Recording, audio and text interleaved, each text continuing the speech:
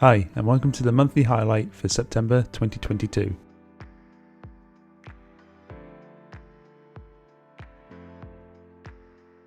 The activity gauge sees a major improvement in performance and code development.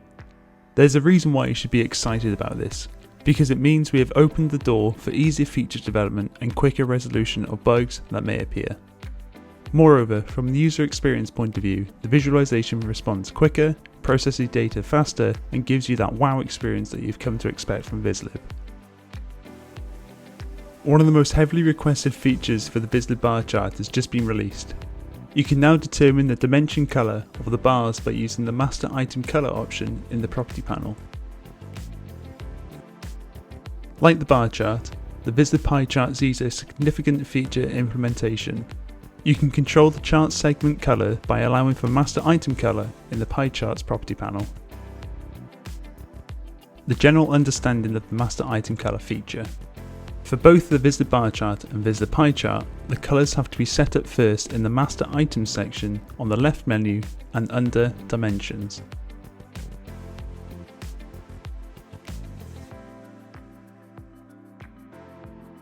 Did you notice the new two-dimensional bar chart that arrived in version 6? To use it, make sure you enable that visualization in the list, since any new visualizations by default will be set to disabled. This message was also introduced with version 6 as a performance improvement. Keep making all the changes you need and the custom report will not be refreshed until you press OK. In the two-dimensional bar chart, you can choose horizontal or vertical, and switch the display mode from grouped to stacked. With the 100% stacked setting, the bars will all be the same length to better visualize the relative percentage within each bar.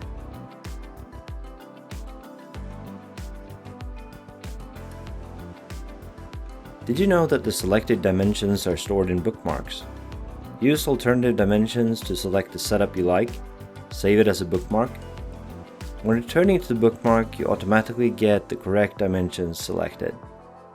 A good idea could be using drop-downs in toolbar for a quick selection of the correct setup.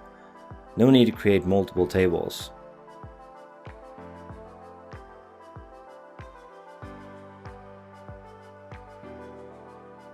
Navigating the Vizlib Gantt is a simple process, one that is made even easier once you have implemented your min and max ranges and added the option for a horizontal scroll bar. In the Vizlib Gantt's property panel, go to Settings, Range and Zoom, Range.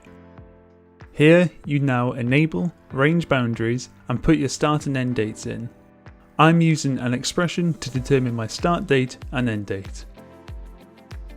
Now that I have done this, the option Show Horizontal Scroll Bar appears. I select it and then it appears on the Vizlib Gantt. Now navigating the horizontal axis of the Vizlib Gantt is a lot easier.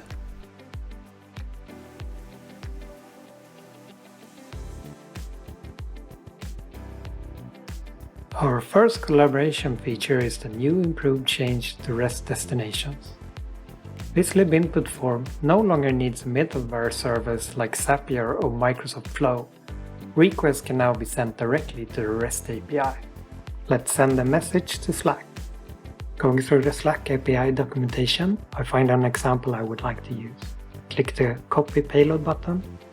In the input form under the REST settings, I check the Use Custom Schema and open up the Payload Scheme editor by clicking the button below.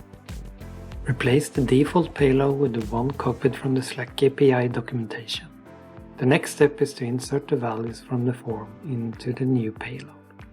Select the text you want to replace, right-click and pick the input you want to use from the context menu. Already used inputs are marked with the check mark. Now you can send nice-looking messages like this directly to Slack. To get the most out of your REST use cases, we recommend using the Vizlib server. It securely stores your critical REST authentication and credentials and keep them private. Using the Vizlib server also enables access to a wider range of trusted APIs that are protected with CORS. We implemented compact mode in the Vizlib input form to allow for more inputs to be visible on the screen at the same time. On the form settings in the property panel, select Compact to adjust the size of your form and its components. With Compact Form enabled, you it is possible to support a broader range of screen sizes. Select Custom to allow even more granular control, using separate options for font size, padding and spacing. Compact form is also available in the right back table. Enable it the same way in the property panel in the form settings section when using Form View. Another space-saving feature is dynamic text area rows. Rows no longer have to have the same height and will automatically adjust to the content in the text area. Open the property panel, toggle the text area rows from static to dynamic. Further customize, you can set the minimum and the maximum number of rows. If you have more rows than the maximum allowed, the scroll bar will be displayed.